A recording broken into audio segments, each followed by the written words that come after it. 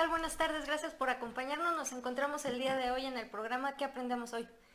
Está como siempre el doctor Alfredo Farías. Hola, ¿cómo está, doctor? ¿Qué, Buenas tardes. qué tal? Buenas tardes, maestra. Pues aquí nada más, un programa más de que aprendemos hoy. Gracias por acompañarnos. Recuerden que nos pueden seguir a través de nuestras diferentes frecuencias y redes sociales. Estamos a través de frecuenciacat.com y En Facebook y YouTube, perdón, como CAT. En Facebook también como Centro de Estudios en Alta en alta Dirección. dirección. Bueno, muchas gracias. El día de hoy vamos a tocar un tema, yo me imagino que para muchos interesante, Sí. porque la idea de este programa no es nada más hacer el tópico o hablar de lo que implica la resistencia al cambio y algunas características, sino qué técnica utilizar dentro de las organizaciones para la resistencia al cambio, ¿no? Añadiría además, pues este programa va dedicado aquí a las productoras, ¿verdad? Sobre todo a la productora que está ahorita en funciones, para que Saludos. entienda qué es la resistencia al cambio y, ¿verdad? ¿Y qué puede Y ser? que vea qué va a tener que hacer. Sin duda alguna, hablar de la resistencia al cambio es un tema polémico, pero también un tema toda la sociedad quiere cambiar, ¿verdad? Busca cambios, pero no quieren cambiar a sí mismos.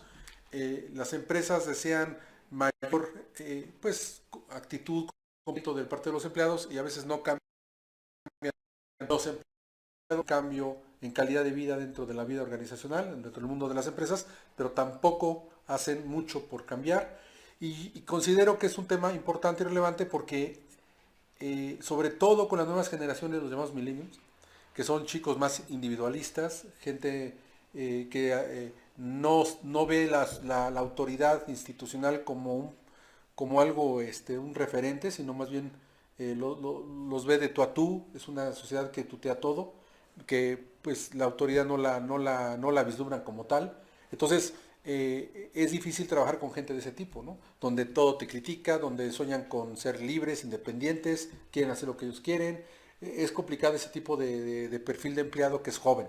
Pero también tenemos a la gente adulta, la gente de mayor edad, de mucha experiencia laboral, que también no desea cambiar nada de lo que ya tiene dominado y practicado, porque le implica pérdida. Hace muchos años, ahí en el mercado San Mateo Tenco, donde hacen los zapatos, rumbo a Toluca, pues cambiaron del zapato artesanal hecho a mano pues al industrializado con equipo, maquinaria. Se logró conjuntar maquinaria a todo un grupo de productores de zapato y resulta que la gente se desangeló. Cayó la productividad, no les gustaba el trabajo y no era tanto, primero tuvieron mucho miedo, mucha resistencia por adaptar la tecnología y elaborar el zapato con la tecnología. Pero después pues perdieron el sentimiento de orgullo de su trabajo, ya no era la parte artística y ese trabajo que los identificaba y que les daba prácticamente un sentido de exclusividad, no se veían identificados en el trabajo. Antes era una labor que ellos hacían con toda la creatividad y el amor del mundo y ahora se decían que eran apretabotones, ¿no? Entonces, vamos a ver en qué consiste la resistencia al cambio, porque sin duda alguna, pues repito, es un tema sumamente complicado y pues, de interés general, ¿no? Se denomina resistencia al cambio, si podemos pasar a la presentación, por favor. Se denomina resistencia al cambio a aquellas situaciones en las cuales las personas deben modificar ciertas rutinas o hábitos de vida o profesionales, pero que se niegan por miedo o dificultad de realizar algo nuevo, diferente. Entonces, pues como podemos ver aquí, ¿quién se resiste al cambio? Cualquier persona que está expuesta aquí, Anita. A realizar alguna modificación o cambiar su zona de confort, se puede decir. Hábitos, cambiar hábitos. Pensamiento, Sí, hábitos, costumbres, sí, tienen la ilusión, creencias. le entran y cuando ya ven que la situación no es como la pensaban, que implica esfuerzo, sacrificio, pues ya como que ya no les gustó y pretende la gente regresar al statu Algo quo antiguo. anterior. Eso nos pasa en sociedad, ¿no? En el mundo laboral, en el mundo familiar, en todos los aspectos, ¿no? Entonces, la resistencia al cambio tiene un origen antropológico porque es un sentimiento de defensa del statu quo del ser humano, pero también, sin duda alguna, también es una afectación de carácter social, ¿no? Entonces, es un problema social que repercute en lo económico y en la convivencia diaria, ¿no? ¿Qué influye en la resistencia al cambio? La que sigue, por favor. Bueno, pues ¿qué influye? La inestabilidad, la inseguridad, la soberbia e incluso la ignorancia. La gente se resiste a cambiar principalmente por esos cuatro factores. Es gente insegura y pretende no correr riesgos, ¿no? es soberbia y es la gente que piensa que así como lo hace está bien, otros por ignorancia porque no saben los beneficios que implica tener un cambio dentro de lo acostumbrado o la inestabilidad, ¿no? Que nos obliga a cambiar. Si lo único constante es el cambio o lo único dinámico es el cambio, pues prácticamente las condiciones económicas, políticas, sociales, empresariales, cada 3, 4 meses están surgiendo cambios y una organización tiene que estar orientada a la productividad necesariamente de manera empática, pero también de alguna forma de manera vanguardista.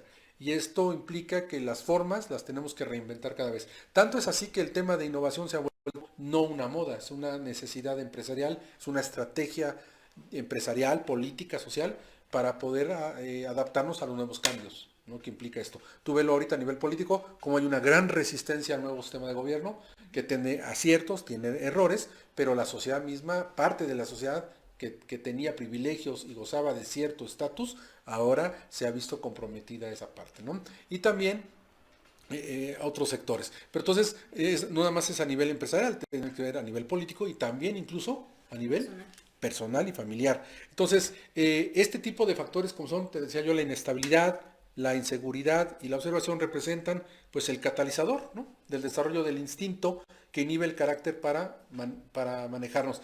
Quiere decir que la resistencia al cambio es algo, como dicen, instintivo. ¿Por qué?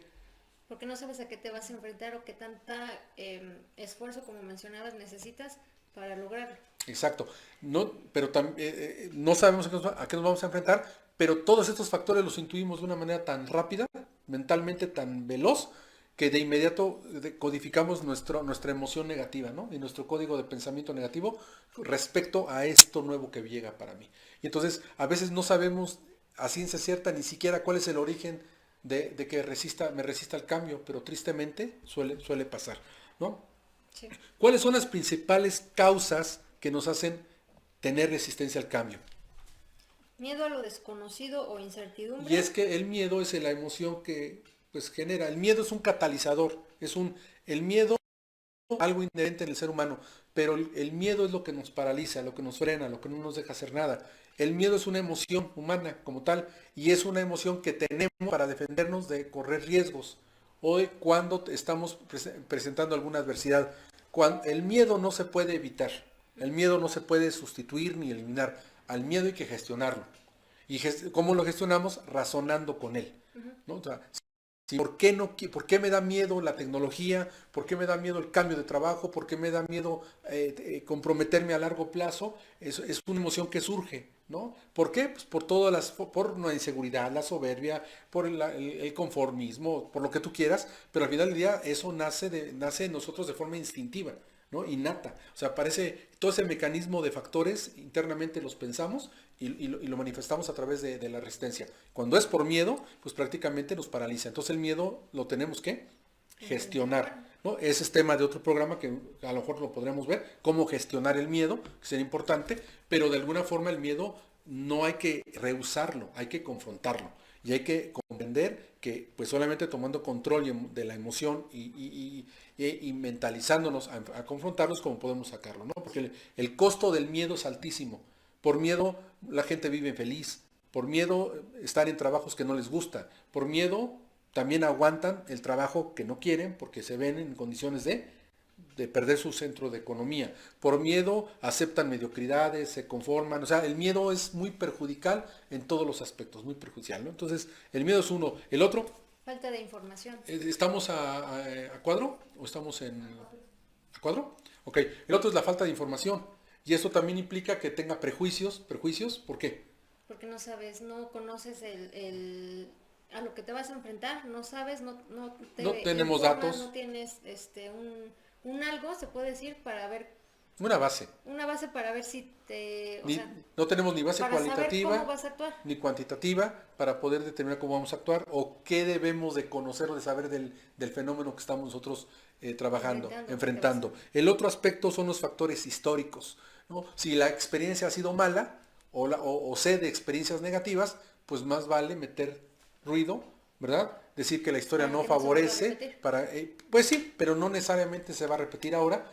Sin embargo, la gente se resiste a cambiar porque en la experiencia anterior lo vivieron, lo sufrieron, o porque alguien más lo vivió, o porque hay datos históricos que dicen que el cambio puede ser dañino. Entonces, a veces la base histórica también hace que la gente se resista a cambiar, ¿no? Y vienen aquí análisis comparativos en la otra empresa sucedió, en tal gobierno pasó lo mismo, en esta familia sucedió. Entonces, la mayoría de la gente a veces justifica la no acción nada más por el hecho de pensar que históricamente el fenómeno se puede volver a repetir, ¿no? Aunque la historia se repite, no siempre es bajo los mismos factores. Otro más. La percepción de amenazas. Exacto, ¿no? Como puede ser, pues es que si me comprometo voy a pagar. Si yo quiero cambiar pero no quiero estudiar, ¿no? O quiero estudiar pero no quiero pagar. Entonces, hay situaciones, ¿verdad? De percepción donde uno siente amenazado que su seguridad, la aparente estabilidad, el aparente control. Cuando la gente pierde de control lo que está haciendo, prácticamente no le agrada, se vuelve inestable y termina por resistirse a hacer el cambio, ¿no? Una persona que tiene poder y control difícilmente va a quererlo perder. Y cuando entra un fenómeno, un proceso donde va a tener que compartir la responsabilidad, ¿verdad? Y va a tener que también manejar una co-responsabilidad de poder y de autoridad, pues prácticamente no va a querer. Ninguna persona estaría tan dispuesta. Entonces, es una forma también de ver. Otras veces la gente se ve amenazada, no cambia por gusto, sino porque lo haces de manera coercitiva. A los empleados los cuestionas y les dices, si no trabajas, si no me entregas tal ritmo de producción, no me entregas para tal fecha esto, te castigo, te quito el sueldo, te ando corriendo. Entonces uno de repente no comprende que a veces ese tipo de directrices hacen que la misma gente se resista. Entonces la gente te puede actuar por sometimiento o por subordinación, pero una vez que logren zafarse de ese yugo, lo van a hacer indudablemente. Y después te la van a cobrar, ¿no? La gente te la cobra cuando la haces de esa manera. Estos también son factores. Otro más, pues es el clima de confianza, ¿no? De administrativa. O sea, si no tengo confianza, pues ¿cómo no me voy a resistir? ¿Cómo puedo confiar en lo que me estás diciendo si no creo en ti? No confío en lo que me dices, no te considero una persona ética, o porque veo procesos fraudulentos internamente, pues yo cómo voy a poder acceder a asumir responsabilidades, a sacrificarme por la organización, ¿no? O sea, simple y sencillamente, no, es como alguien que siempre pide prestado y nunca paga, pues ¿cómo puedes confiar en alguien que te dice, no te resistes a ayudarlo? ¿Por qué dices, bueno, porque voy a salir yo también raspado? O sea, son fases. La otra, pensar en el fracaso. pensar en el fracaso. Mucha gente se resiste a cambiar porque piensa que va a fracasar. Sí. Y ni siquiera lo sabe.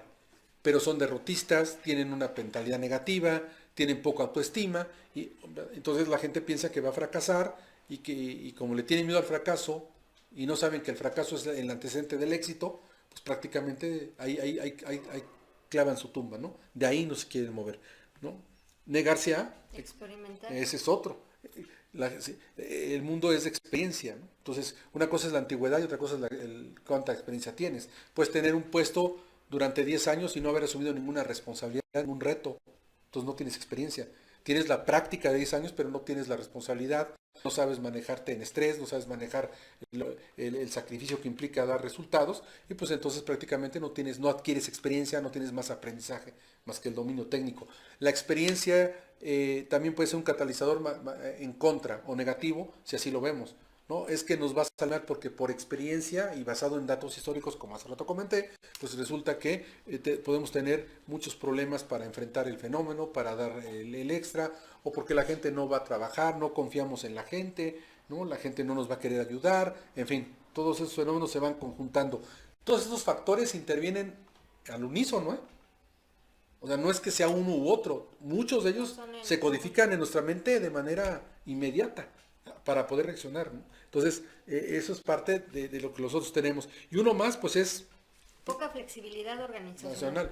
Aquí es al revés, aquí es donde la empresa no quiere experimentar cambios, quiere hacerlo todo igual, ¿no? Aquí es donde le dices a la empresa, a los directores, oye, ¿por qué no implementas tecnología aquí? ¿Por qué no haces esto para buscar nuevos mercados o para incentivar a tu personal? Y la gente dice, no, así déjalo, mejor no quiero hacer nada. Tal vez tengan razón, tendríamos que hacer la situación del análisis, pero no pueden, es hacer una constante de vida dentro de una organización, mantenerse todo el tiempo prácticamente sin hacer nada. Igual. La falta de flexibilidad también hace que haya resistencia al cambio, ¿no? Porque a veces la gente quiere cambiar, la gente encuentra soluciones prácticas, la gente es la que conoce los procesos y los puede mejorar, y en cambio la empresa es la que se resiste a cambiar porque no confía en los empleados, porque considera que no les va a funcionar lo que ellos están diciendo, lo minimizan, cuando la realidad tú lo sabes muy bien, que en el empowerment los empleados son prácticamente los que te dan las soluciones a muchos problemas, ¿no? Entonces, ese es parte de la resistencia al cambio. ¿Tenemos otro factor más?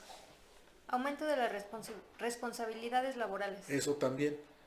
A la gente le da miedo tener tanta responsabilidad. Entonces, hay pocas personas que asumen la responsabilidad. Y la responsabilidad es la que te hace crecer, es la que te hace trascender, es la que te hace, que generes valor agregado a los procesos y enriquezcas los procesos y seas realmente rentable y útil a la organización. Entonces, manejar un ámbito de baja responsabilidad, pues implica que simplemente estoy transitando sin poder aportar nada de mí. Y obviamente estoy comodín, ¿no? No busco retos, me gana la flojera y pues ahí me quedo, ¿no? Y muchas veces quieres ascender, pero si no quieres tener más responsabilidades, pues ahí vas a seguir y te sigues quejando porque pues, no tienes mayor ingreso, no has crecido dentro de la empresa y pues, no sabes. Una persona, esto viene a la mente, hace años estaba sonando una empresa de comercio exterior y el director tenía problemas con uno de sus operadores, que era jefe de área, pero tenía 20 años en la empresa. Y por naturaleza él debía haber cubierto la dirección de estrategia de ventas, algo así. Era un área parecida. Y entonces entró un chavo nuevo, muy inteligente, muy rápido, pero con falto de experiencia en algunos aspectos, y sin embargo le dieron el puesto. Cuando esta persona de mayor edad y antigüedad cuestiona por qué el joven sí se queda y él no, entonces el director, yo estaba presente, hábilmente le dice al joven, al que acababa de ocupar el puesto, que por favor le hablara al cliente de Nueva York para avisarle que su mercancía iba a llegar a tiempo y que todo iba bien. Entonces el chavo le habla en inglés, se pone de acuerdo y cuelga. Entonces le dice el director a la otra persona, ahora por favor háblele usted y dígale simplemente que está ratificando la llamada del otro joven. No le pudo hablar porque no hablaba inglés. Dijo, entonces, oye, pero no es mi culpa no hablar inglés. Le dijo, no, pero yo te mandé durante 5 años a aprender inglés y nunca quisiste aprenderlo. No tomaste los cursos, te dio flojera, dijiste que después, y cuando se llega la oportunidad, pues solamente el que está preparado la tiene. Entonces, pues prácticamente la perdió. Entonces, ¿cómo podías aspirar lo que tú dices a un puesto mayor si nunca te preparaste para él? No necesariamente debes de tener la oportunidad en mano para tomarla, pero todo lo que vas aprendiendo a lo largo de la vida, pues es experiencia y son competencias. Entonces, pues sí debes de ver, si estás en una empresa de carácter internacional, con contacto con clientes internacionales, pues era muy tonto que no busques hablar el idioma o que te muevas. Si te vas a vivir a una zona turística, ¿verdad? Como Cancún o Acapulco, unas de este tipo, bueno, y no pretendes ni siquiera hablar un poco, ¿no? El Spanglish, pues entonces ¿a qué vas? Porque sí vas a trabajar, pero las oportunidades las vas a perder. Entonces de repente te conformas con el poco ingreso, con el empleo de abajo y pierdes la aspiración de crecer simplemente porque te limitas, ¿no? O la gente que no le quiere entrar a la tecnología. Para nosotros no ha sido fácil, ¿no? Hay que entrarle y no hay que tener miedo, hay que aventarnos.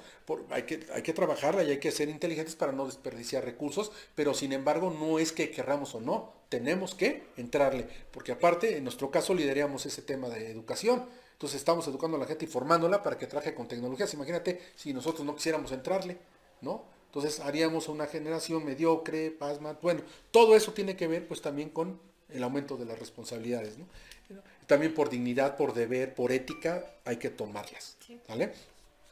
Temor a no aprender nuevas destrezas requeridas. También la gente luego no quiere, dice, ¿por qué?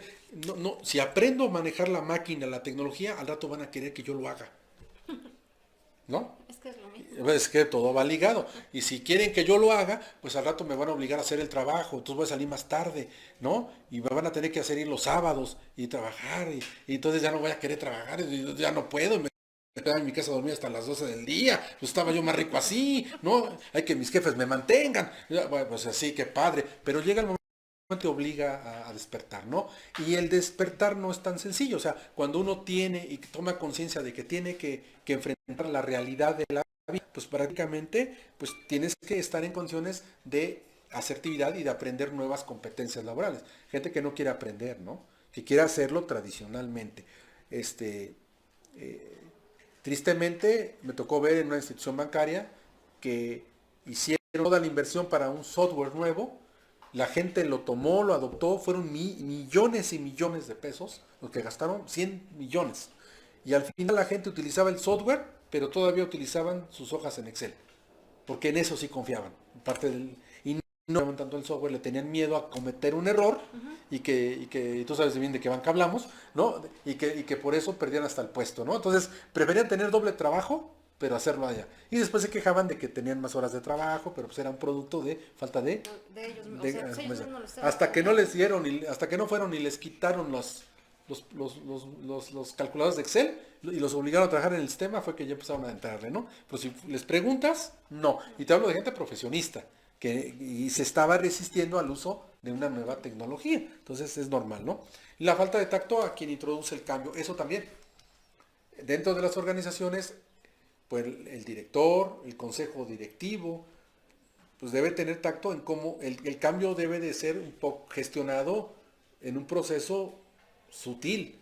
No puedes romper y cambiar todo de golpe. Tienes que poco a poco irlo filtrando, ¿no? Ir suavizando los procesos, las formas, irlo comunicando, alinear la misión, la visión. Entonces de repente cuando el facilitador no sabe ir implementando la gestión del cambio, pues viene un atropello, un golpe, ¿no? Y entonces eso también puede crear resistencia al cambio. Quiero que pasemos a la presentación, por favor. No sé si ya aquí la productora tiene el El slide, acordeón. ¿sí? Y entonces ella habla de la resistencia al cambio en las empresas.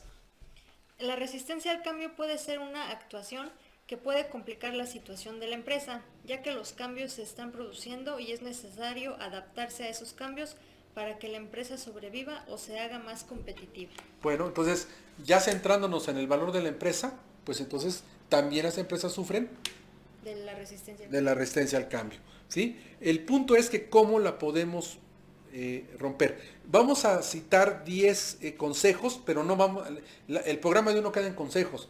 Vamos a hablar de una técnica para romper la resistencia al cambio. Pero sí es muy importante hablar de los 10 consejos, ¿no? Tomen sus consejos, dicen por ahí, ¿no?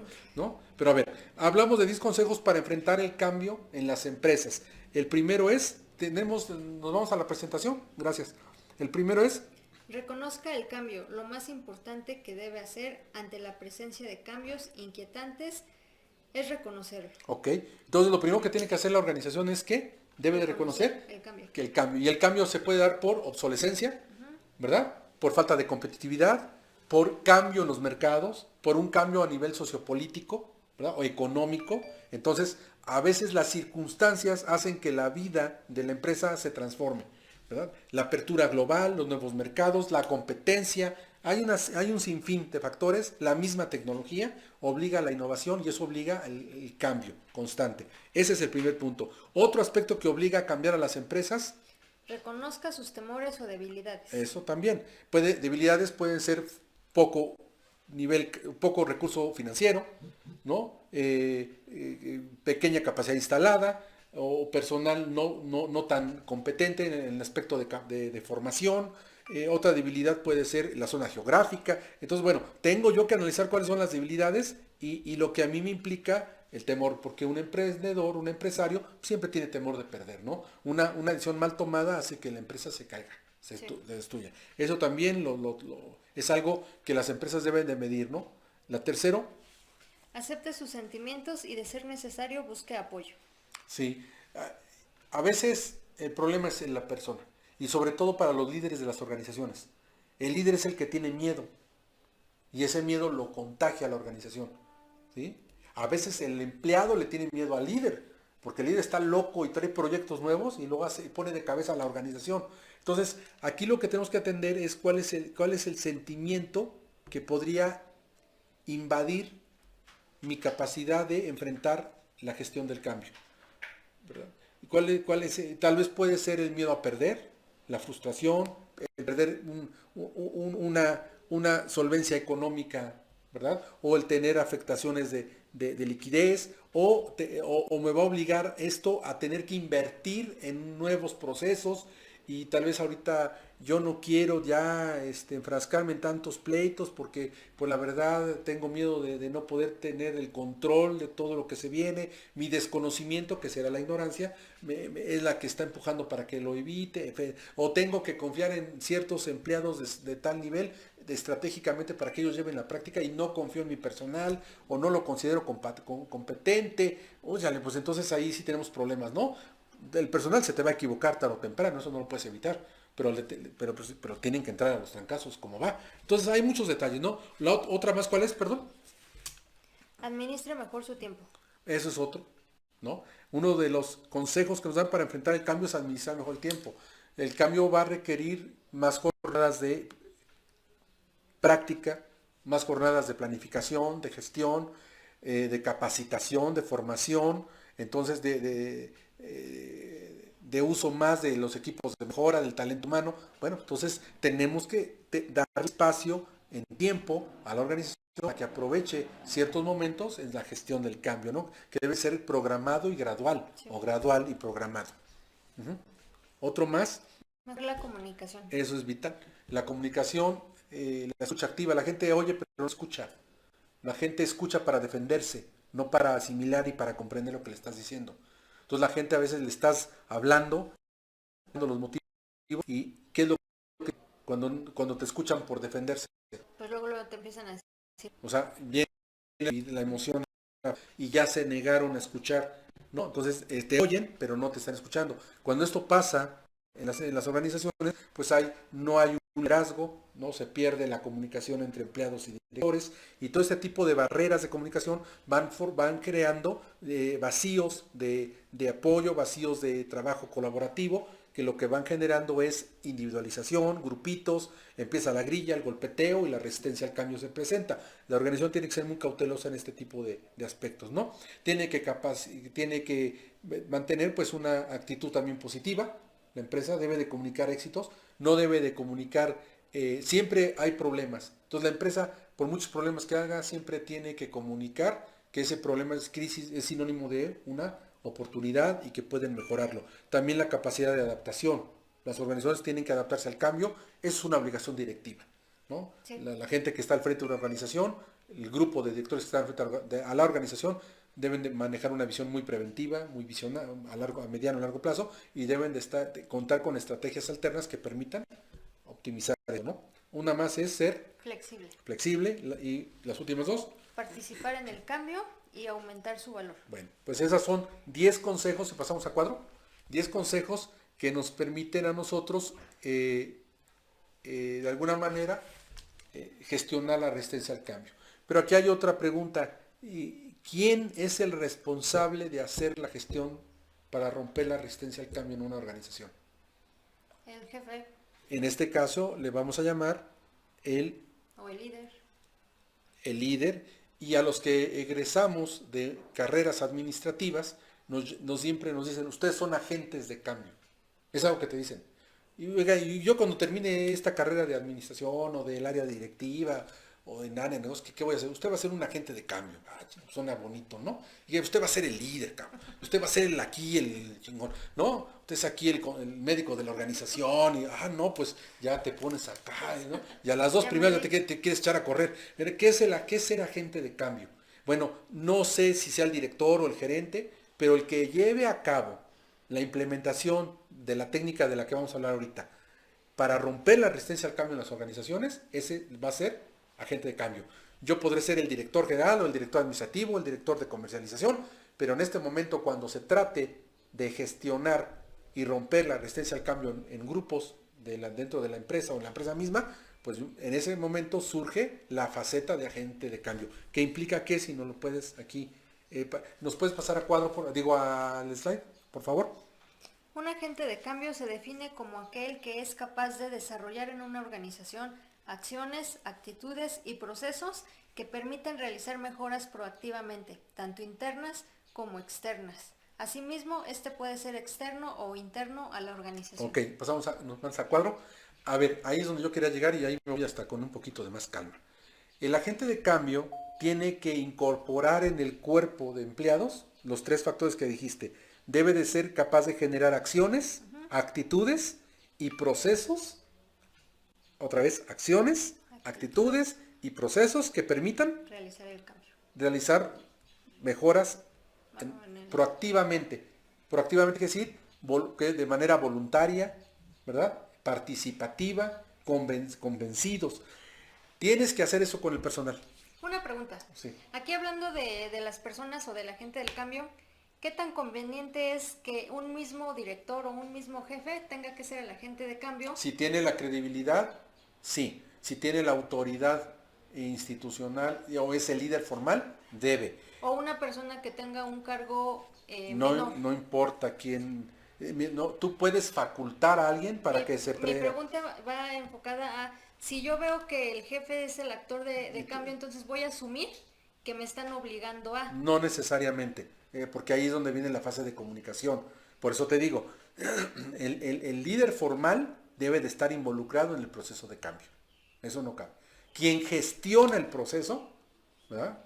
Debe de ser alguien que tenga la empatía. Pero en este caso, voy a hacerle caso a tu pregunta. Debe de ser el líder formal del área. Así. ¿Por qué? Porque la técnica que vamos a ver a continuación, a eso te va a llevar. Ahora, aquí el problema para implementar la técnica que vamos a ver implicaría que yo, jefe, no quiero ser líder. Que me gusta ser jefe y no líder. Ajá. Que no me interesa la situación humana de los empleados. Los empleados tienen problemas, ya sea personales, de salud, laborales. Te acercas con ellos y unos piensan que te estás metiéndote en lo que no te importa. Otros dicen, ¿y tú por qué te metes? ¿Tú qué autoridad tienes para meterte en mi vida? ¿No? Hay otros que no, al contrario, te dicen, gracias por preocuparte y demás. Pero hay gente que le molesta la parte humana, ¿no? Y esto te ha hablado en el grid gerencial. Tú sabes que hay directores, hay estilos de dirección que van orientados a la tarea y otros van orientados al aspecto humano, ¿no? Y otros pues buscan el punto de equilibrio, ¿no? Pero lo que debemos hacer es que nos deben importar al mismo nivel de exigencia nuestro personal como nuestras responsabilidades y procesos, ¿no? Entonces ahí debemos estar ahora. ¿Quién lo debe de hacer? Pues obviamente el líder.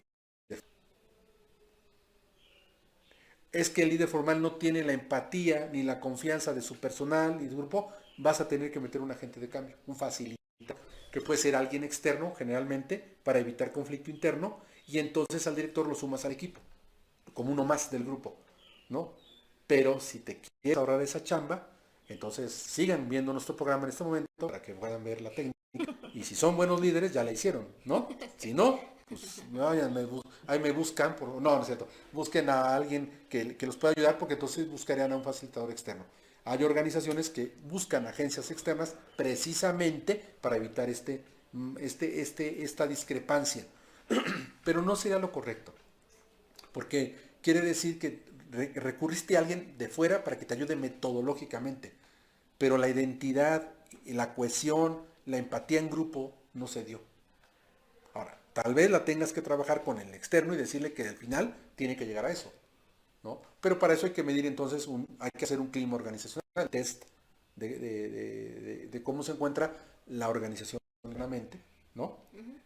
Y ya entonces cuando te dicen, pues es que mire, se hizo la encuesta, pues está muy bien, pero ¿qué cree? Que su director tiene acoso aquí, laboral, acoso sexual, pues es como va a ser gente de cambio, ¿no? En una organización tienes también que vislumbrar cuál es el perfil y cuál es la aceptación que tiene el jefe o el líder en el grupo de trabajo. No sé si más o menos respondí, ¿no?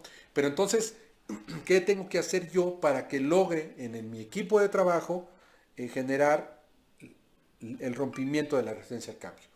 La resistencia al cambio puede generarse a nivel dirección, a nivel jefatura, a nivel área, a nivel sucursal, dependiendo, ¿no? Imagínate una tienda departamental que tiene varias tiendas en la zona geográfica, no todas tienen problemas. Habrá alguna que presente resistencia a algunas nuevas disposiciones legales, comerciales, etcétera, ¿sí? Y que digan, Bueno, ¿cómo hago que en esta tienda o en esta sucursal no se me estén, este, pues no se me estén de alguna forma inconformando tanto y que me acepten los nuevos cambios, los nuevos procesos, los nuevos cambios que se vecinan, ¿no? Y habrá otras en donde lo acepten de maravilla, ¿no? Todo va a depender.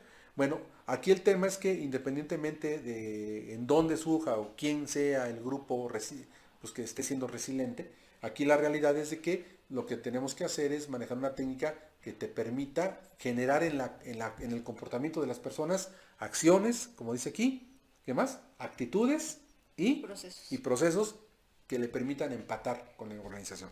Entonces, para eso tenemos esta técnica, ¿no? Que es la técnica SOETS. Si nos vamos a la presentación, por favor, ahí dice técnica SOETS, ¿no? Es una técnica que yo en lo personal he utilizado, que siempre me funcionó, me ha funcionado y me funcionará, yo pienso, pero es una técnica que te permite trabajar la resistencia al cambio. La resistencia al cambio no la vamos a poder romper dando discursos. No la vas a poder romper concientizando y hablándole a las personas y orientándolas y dándoles consejos. Eso no va a proceder, ¿no? O sea, ni ahorita en mi caso de tesis lo va a poder hacer, ¿no? O sea, no hay forma, ¿no? Entonces, la gente no te va a prestar todo eso, ¿no? Entonces, ¿qué es lo que tienes que hacer? Pues tienes que aplicar la técnica SOETS. ¿Qué es la técnica SOETS? SOETS porque es el acrónimo de cada una de las palabras que intervienen. SOETS que habla de la S de situación. Tengo primero que entender cuál es la situación en el área conflicto. Sí. Ajá, ¿cuál es el problema ahí? ¿Por qué hay resistencia? ¿Es por tecnología? ¿Es por pues cuestiones por edad? O sea, biológicamente, no, o es por una actitud de soberbia, o es ignorancia al proceso, o es falta de comunicación y de entendimiento. ¿Qué es lo que está pasando? Después debo de involucrar el objetivo, crear una estrategia, una táctica y seguimiento. Oye, pues se dice fácil, pero ¿cómo lo hacemos? Entonces, SOET significa situación Situación, objetivo, estrategia, táctica y seguimiento. Ok, ¿no tenemos nada en redes sociales ahorita todavía? Porque me imagino que sí, pero bueno, como no tenemos aquí acceso, y Sí, aquí acuérdate nuestros que floor managers no nos hacen caso, es sábado y hay fútbol. es sábado y hay fútbol, tienes razón. ¿No?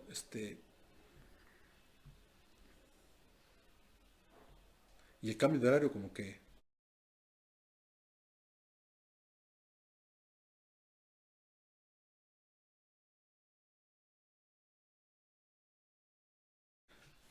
Bueno, tenemos más, bueno, ok, sí tenemos gente viéndonos, ¿eh? Bueno, esta sería, a ver, ¿qué tenemos que hacer? Situaciones, el análisis de la problemática o fenómeno en la dirección en que corresponda dentro de la organización, basado en lo que habíamos hablado. ¿Qué es lo que tenemos que hacer? Nos pasamos el slide donde viene objetivo personal laboral, ¿no? ¿Lo tienes ya? Ok. Quiero que pongamos atención a esta imagen para los que nos ven por nuestros canales de video y que nos escuchen bien los de audio, ¿no? Los que nos siguen por radio.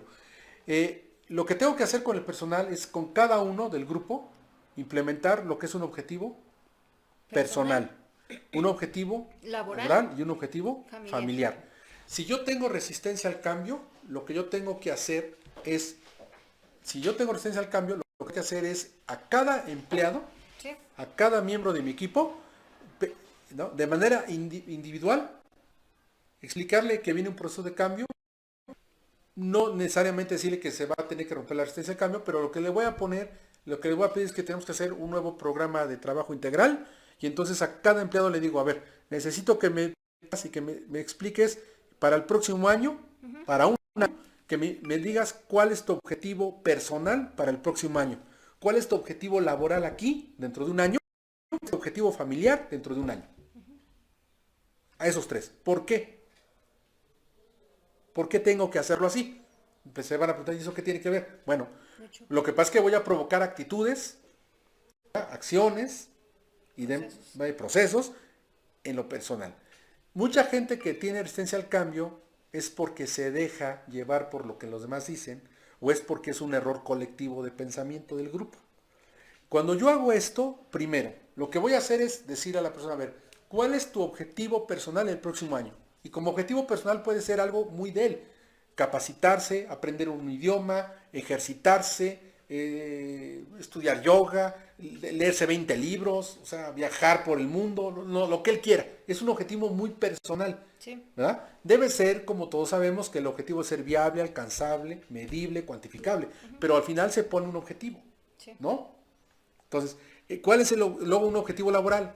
¿Qué vas a hacer dentro de la empresa? Decir, bueno, pues yo no puedo hacer mucho porque yo obedezco órdenes y estoy en el proceso. Bueno, con esa base que me estás diciendo, dime cómo vas a contribuir a que la empresa sea mejor. Es que no sé, bueno, entonces hay que revisar la misión, hay que volver a checar la visión y que te vayas a los valores de la organización. Y entonces se va a imponer un objetivo laboral que va a tener que sí o sí ser corresponsable a su responsabilidad o a sus actividades. Entonces, por un lado, ya le estás metiendo un cambio de switch. Le estás diciendo, necesito que me traigas tu objetivo personal y vamos a trabajar en él durante todo el año. No nada más que te lo tengas y ahí te quedas con él. 2, quiero que me hagas un objetivo laboral donde me digas cómo me vas a ayudar aquí en lo que haces a mejorar el desempeño o dar mejores resultados. Y número 3, un objetivo familiar. Y quiero que me digas cuál va a ser tu objetivo de familia. Oye, pero es que ya dije yo que quería. No, ese es tu objetivo personal. Tu objetivo familiar es qué vas a hacer, ¿no? Mejorar la calidad de vida de tu familia, ¿no? Dispersión, ¿qué vas a hacer con tu familia? ¿A dónde la vas a llevar? ¿No? O sea, bueno, entonces vas, me lo piensas y me lo regresas. Bueno, nosotros ya, cuando llegan, entonces ya nosotros vemos, a ver, tu objetivo personal es este, debemos de mirar que sea viable, alcanzable, cuantificable y que se logre conseguir a lo largo del año.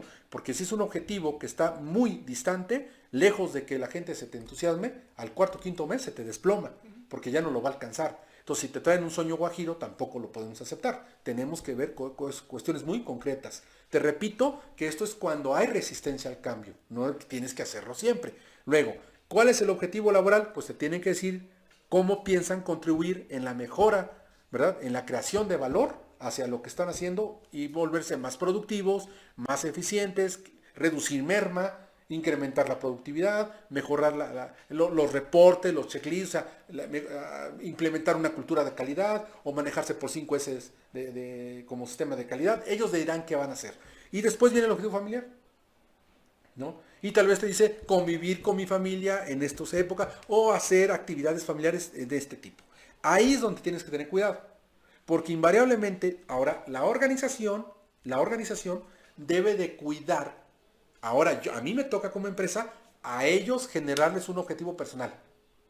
No puedo darles gusto a todos, pero entonces dentro de mi objetivo sería les doy pases, vales para que se vayan en cierto periodo en sus vacaciones tengan opciones más baratas para viajar o en su defecto se les va a apoyar con capacitación, ¿no? Las empresas dan becas para que estudien o para que estudien sus hijos. A lo mejor te dicen como objetivo familiar que lo que ellos buscan es apoyar a su familia para que sus hijos puedan seguir estudiando. Entonces tú te sumas a su objetivo familiar, ¿no? Lo das como prestación y ellos están cumpliendo con el objetivo familiar. Nada más ya van por dos, por el personal y por el laboral. Si esto lo hiciéramos así, ¿qué pasa con la mente de los empleados? Pues ¿En dónde van a prestar dónde va a estar su atención de forma individual y después colectiva? Pues primeramente, Atacas la mente, primero. No, perdón que te haya interrumpido. pues primeramente van a pensar en la familia. En la familia, en el Porque trabajo. la van a ver beneficiada y Van a estar más ocupados en crear que en destruir. Van a estar más ocupados en sumarse que en restar. ¿Verdad? Entonces, van a estar más ocupados en lo que ellos pueden crear por sí mismos que en estar estirando la mano y ver al patrón como el benefactor, ¿no? Y que sea el solucionador de todos mis problemas. ¿Verdad? Entonces, eso es lo que va a pasar. Pero también la empresa, te fijas, generó un objetivo personal, un objetivo laboral y un objetivo familiar. La laboral puede ser meternos a un sistema de calidad, puede ser una competencia, ganar una competencia para todos, formar un cuadro de instructores, puede ser muchas cosas, ¿no? Capacitar se da mucho en el medio, pero pues pueden ser muchas cosas, ¿no? Préstamos, cajas de ahorro, pueden ser muchas cosas. El caso es que sean situaciones que realmente les convengan. Mande. mira, aquí hay algunas preguntas, bueno, comentarios. Dice Lisa Fimo, el cambio hay que irlo sensibilizando. También comenta que la falta de confianza y las inseguridades. Sí. La resistencia al cambio incluye miedos, incertidumbres, riesgos e inseguridades. Sí. felicidades por el programa. Gracias. Y Valeria dice, pregunta, ¿los líderes también pueden tener miedo al cambio? Claro, pero no sé, pero el líder puede tener miedo, pues, y claro que le da miedo, porque imagínate, el líder lleva a sus espaldas, ¿cuánta gente? ¿Cuántos tiene seguidores? ¿No? Aunque hoy en día el liderazgo debe ser compartido y todos debemos de asumirlo, bueno, el líder formal de la organización o el líder digamos que por empatía o por carisma, o el líder que se gana ese nombre por reconocimiento del grupo, pues imagínate, tiene a sus espaldas la responsabilidad de saberlo conducir. Cuando eres el líder, pues tienes la palabra sacrificio, la palabra miedo, la palabra responsabilidad, la palabra soledad, están contigo. O sea, el líder, siempre se habla de las grandes bondades que debe tener un líder, pero no se habla de sus capacidades de sacrificios, ¿no? El líder debe ser tolerante, prudente, ecuánime, el líder se basa en conocimiento, la base del liderazgo también es conocimientos. Entonces, y sobre todo debe ser algo muy importante, el líder debe ser congruente entre lo que dice y lo que hace. Si yo digo un discurso y hago otra cosa en los hechos, no tengo liderazgo. Podré tener liderazgo por puesto, o sea, por función, pero de ninguna manera me va a servir para hacer equipo con la gente, ¿no? Entonces sería esa la respuesta, ¿no? Ahora, una vez que tengo estos objetivos, ya vamos a terminar. Bueno, vamos a tiempo. Tengo entonces, fíjate bien, por cada estrategia voy a generar 3 objetivos. Entonces, por ejemplo, dices, mi primera estrategia, por cada objetivo voy a generar Una estrategia. 3 estrategias. Sí, 3. 3 estrategias. Entonces te dices, a ver, ¿cuál es tu objetivo estratégico? Yo quiero mejorar, quiero aportarle valor agregado a mi proceso de trabajo este año, en el laboral, por ejemplo. Y te dicen, a ver, ¿cómo lo piensas hacer? Pues voy a documentar más mis procesos, ¿no? La otra te podrían decir ellos, bueno, es que lo que pienso hacer es, no sé, llevar una administración preventiva, ¿no? Y manejar mis costos, pueden ser muchas cosas. Bueno, ellos te tienen que decir 3 diferentes alternativas o caminos para alcanzarlo. Entonces, el objetivo también puede ser tomado como la estrategia, porque es estratégico, ¿no? Debería ser a más de un año, pero para efectos reales del personal siempre es a un año. Entonces, aquí te dice que de cada estrategia tienes que manejar, de cada objetivo tienes que dar 3 estrategias. Entonces, debo de generar 3 estrategias para trabajar mi objetivo familiar, 3 estrategias para generar mi objetivo laboral y 3 estrategias para llevar a mi objetivo familiar. Ahí es donde sí lo haces con él. El empleado no tiene nivel cultural muchas veces para hacerlo, para construirlo. Entonces cuando tú te dice, por eso iniciamos con el objetivo y no hacemos primero la estrategia. Cuando él te dice, es que mi objetivo es tú ya entiendes que eso es lo que él quiere, entonces a ver, siéntate y lo trabajas con él. Ahí es donde tú llevas una decisión más colaborativa, más participativa. Te sientas y con él lo haces.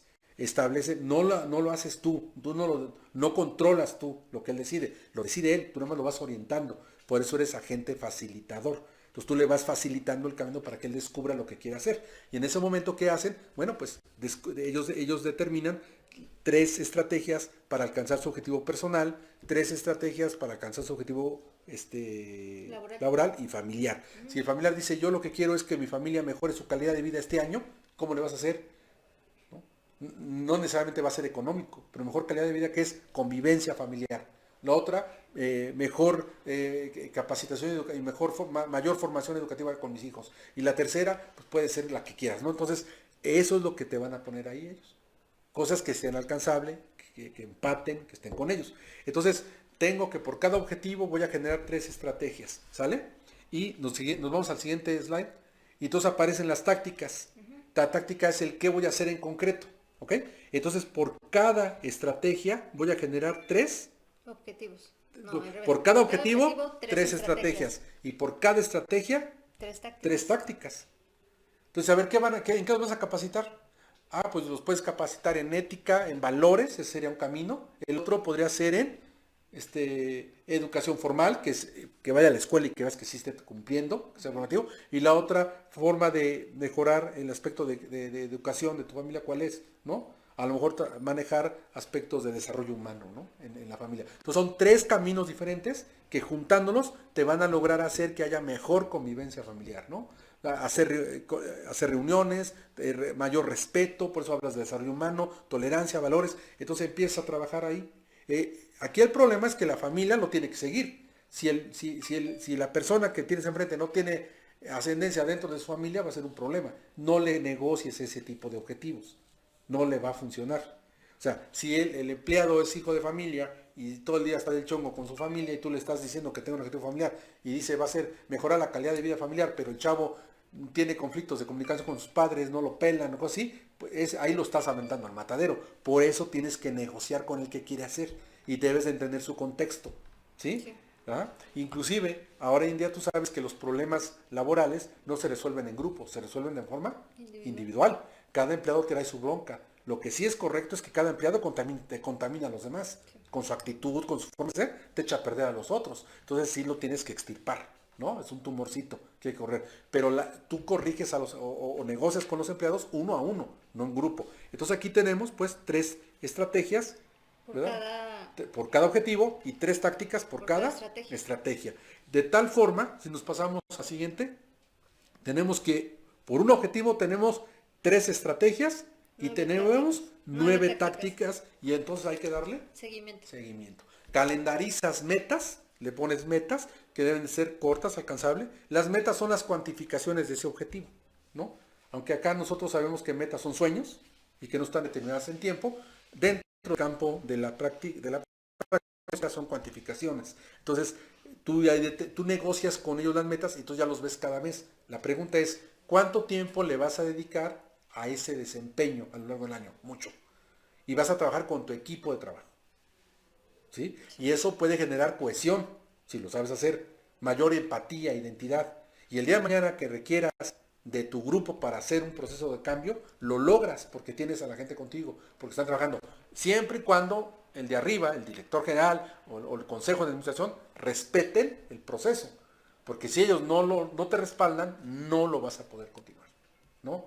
O sea, se rompe. Por eso la organización, cuando se implementa este tipo de estrategias, la organización debe de estar consciente que todos los directores lo van a implementar, lo implementa el director hacia su gente, y luego lo pueden implementar los gerentes y los jefes de departamento, todos los operativos, ¿no? Pero es como lo puedes ir manejando. O puedes formar un pool de personas, ¿verdad?, internas o externas, que te lleven este proceso de gestión con todo el personal. Entonces, de alguna forma, ahí estás logrando romper la resistencia al cambio. En el seguimiento, ¿qué vas a hacer? Que no tengan miedo, que no se basen en la ignorancia, que no tengan prejuicios. Esos 10 consejos de los cuales hablamos y esos factores que te llevan a romper, a tener resistencia, que es el miedo, la inseguridad, todo lo que nos comentaban también en redes sociales. Bueno, pues todos esos factores prácticamente son la materia prima que hace que la gente se resista. Ahora, en el proceso la gente se te agota, en el proceso la gente se cansa, porque no está acostumbrada, es cultural. Y la gente culturalmente está acostumbrada a renunciar, no a sostenerse, ¿no? No son emprendedores. Aunque hoy buscamos que todos sean intraemprendedores, pues no lo son, tenemos que formarlos. Es una forma de hacerlo.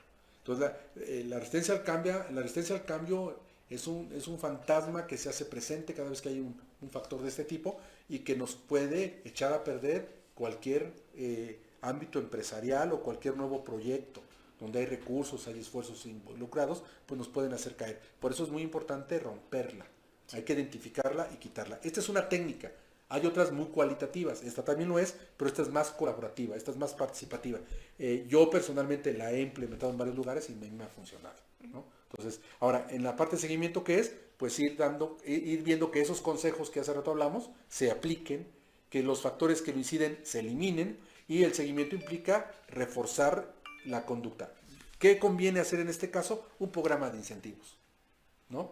Que puedan, no necesariamente dinero, porque ahí sí va a pelear la administración, se puede parar de pestañas, ¿no? Así que no, pero a lo mejor sí puedes generar un plan de reconocimiento, puedes dar un plan vacacional familiar, ¿sí? Y bueno, y esto pues a veces tiene que ver cuando las empresas invitan a la familia a que vayan a la empresa, hay comida, hay baile, y de repente les dan un tour por la empresa, sobre todo las grandes fábricas, y les enseñan cuáles son los procesos, qué hacen sus padres, los niños ven, porque eso también es un poco de acercarte a la familia, al empleado.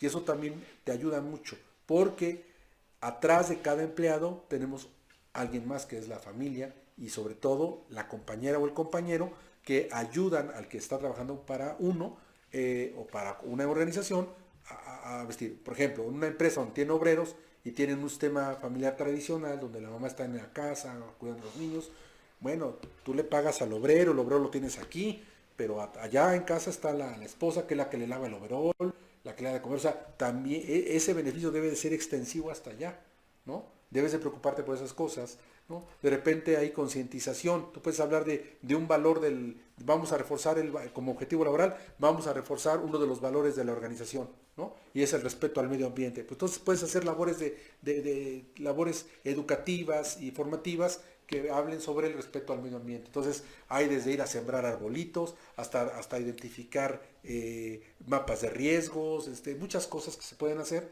con la gente para que puedan insertar. Cuando tú hablas de el objetivo laboral, si todo está bien, pues puede ser para crear mayor apego, mayor fidelización hacia los objetivos de la empresa, ¿no? Entonces, si no hay confianza, se fortalece la confianza o se da. Si hablamos de responsabilidad social, pues entonces hay que actuar como tal, etcétera, ¿no? Entonces, más o menos esa es la forma en que nosotros tenemos que trabajar. Aquí por último pasamos al siguiente slide, por favor. ¿No? Aquí en el seguimiento hay que dar... Visión, no razones. Exacto. A la gente no le des tantas razones. A la gente le tienes que vender visión. O sea, en este proceso a la gente le tienes que decir, tenemos que ir para allá porque vamos a lograr estos valores y esta es la forma en que lo vamos a lograr. No le tienes que meter razones, porque si le metes razones, la gente misma empieza a hacer su máquina interna de pensamientos y entonces te puede vertir sus miedos, vas a hacer que interiorice y después exteriorice miedos, frustraciones, experiencias pasadas. Ya lo hicieron la otra vez y no pegó, aquel cuate que era muy bueno no lo logró, otra vez lo mismo, ¿no? Y entonces no, imagínate el día de mañana preservar aquí el lugar y tener allá al fondo un campo de fútbol para ustedes. O imagínate tener una guardería para los niños, pagada por todos nosotros, elaborada aquí. Eso es lo que te lleva, ¿no? Que hagas que tengan visión y que se apegue a la visión de la organización. Entonces por eso aquí te dice, pues sabes que no hay que hablar de razones sin de visión. De visión, ¿no? Las técnicas y metas y objetivos deben traducirse, ¿no? En no demasiadas acciones y que éstas sean claras y sencillas. Sí, no les pongas 20 pasos ni los 15 pasos, no.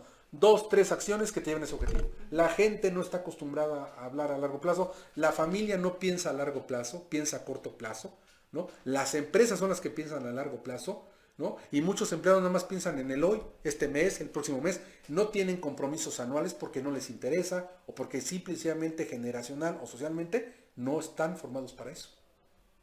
No hay compromisos a largo plazo, ¿no? Entonces, si necesitas compromiso a largo plazo, pues otros te dirán, pues endéudalos, dales crédito, que te deban para que ahí los tengas amarrados, pero no es tampoco la forma de manejar una organización. Debes de ganarte ese liderazgo a través de oportunidades de desempeño, de pertenencia, etcétera, etcétera, ¿no? Bien, pues también... El punto 3. La que sigue, por favor. Concentrarse en un solo logro y que éste requiera poca inversión de tiempo, mueve más al cambio que fijar logros grandes alejados en el tiempo. Ahí está, ¿no? Entonces, los objetivos, te decía yo, se negocian, que sean muy concretos, muy claros y que sean totalmente en corto tiempo alcanzables y que sean de un logro. Uno Pequeños pasos que den, ¿verdad? Sin prisa, pero sin pausa, sí. ¿no? Poco a poco. ¿Cómo se come cómo te puedes comer un elefante? De un bocado a la vez, ¿no? Con pasitos de bebé, así nos tenemos que ir, pero eso te vaya a dar certidumbre, vas trabajando bien el ambiente que se va moviendo y vas minando y vas metiendo luz donde hay oscuridad. ¿no? Ahí en la organización. Estás generando un logro de cambio. Ya eso pues es parte del proceso de gestión. Ajá. Entonces el facilitador pues mira del trabajar que tiene. Y si no hay facilitadores, pues el director tiene que entrarle. Si el director esto no lo comprende, pues no puede haber gestión de cambio, ¿no? No lo va y nunca lo va a haber. ¿Sí? ¿Sale? El 4. En el cambio hay un componente emocional La siguiente, de por identidad favor. muy importante. ¿En el 4 qué, perdón? En el cambio hay un componente emocional de identidad muy importante. Eso es lo mejor. Que despiertas la identidad hacia la organización. Lo vas logrando que se ponga en la camiseta. Porque están equilibrando su vida, su objetivo personal, con su objetivo laboral, con su objetivo Familiar. Entonces tienes la columna vertebral del interés de cualquier persona, anclada, alineada al mismo interés. Pero el interés de la organización debe de ser muy honesto. Debe ser honesto. Sí. Si no, no es líder, y si no, entonces no lo siguen. El que sigue, Si el cambio o la acción que nos conduce a él choca, agrede, no encaja con la entidad de la persona, es un cambio condenado al fracaso. claro. Entonces, si el cambio o la acción que nos conduce a él choca con la gente o se siente agredida porque está impuesto, ¿no? Pues no va a funcionar. Este es un compromiso de las personas. Tienes que despertar el compromiso y la participación persuasiva. Entonces, sí es un programa también de motivación. Y el liderazgo es eso, es la capacidad de hacer que es la capacidad de persuadir que la gente tome decisiones para el bienestar común de manera libre y natural, ¿no? En favor del grupo. Entonces, sí tienes que cumplir con ese principio de liderazgo. Tiene que haber liderazgo, sí o sí, ¿verdad? Para generar la propuesta. Para que se pueda hacer Si el no hay liderazgo, entonces sí llamas a un grupo externo para que represente el cambio y entonces se construya el liderazgo, que también puede ser uno de los obstáculos o uno de los, factores que favorecen la resistencia al cambio. Sí. Entonces así lo vas manejando. Bueno, pues vamos a pararle aquí porque ya se nos agotó el tiempo, Sí. ¿no? Bueno, ojalá y nos regresa a cuadro, por favor. ¿Sí? Bueno, pues ojalá no hayamos hablado tan rápido. Yo sé que son temas muy ambiciosos para hablarlos en tan poco tiempo, pero bueno, pues aquí queda el tema. Ya saben que se pueden contactar con nosotros para cualquier duda o aclaración que quieran, ¿sí? Y bueno, pues no nos queda más que despedirnos, hija. Así es, les agradecemos su presencia, el haber estado con nosotros. Recuerden por favor seguirnos a través de nuestras redes sociales, en Facebook y en YouTube como Frecuencia CAT, en nuestra página de frecuenciacat.com y también en Facebook, como Centro de Estudios en Alta Dirección. Y recordamos que Frecuencia CAT es la voz del conocimiento y es una estación orgánica sin fines de lucro auspiciada por el Centro de Estudios en Alta Dirección. Los dejamos, sigue a continuación el programa de Voces Disidentes con el profesor José Cruz Gervasio, ¿no? Un muy buen programa, recomendable, y pues nos vemos el próximo Fin de semana. fin de semana. Gracias. Gracias, hasta luego.